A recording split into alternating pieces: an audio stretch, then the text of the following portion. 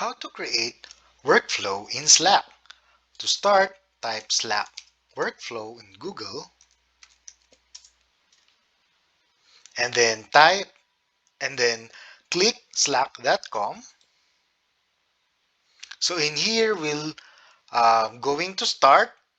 So in here, click get started. So you will be asked to log in either your email, your Google, or an Apple account.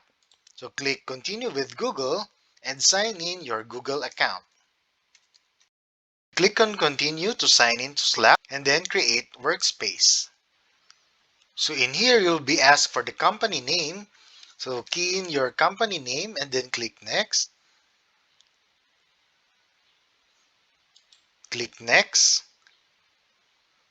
And then we could add more contacts for your team members.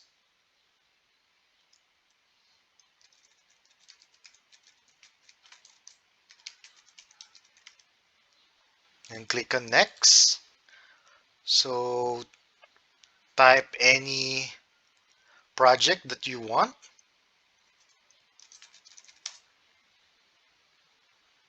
And there you have it. So we have the start with Slack.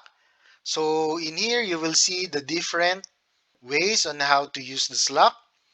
So in here, we have the start with Pro and also start with limited free version. So click the limited free version. And then we already have the workspace. So in here, we have also the more.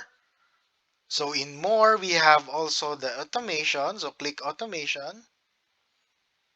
And then you will see here the different templates.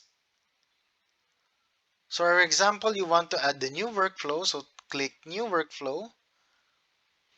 And here you can choose an event. For example, you have GitHub.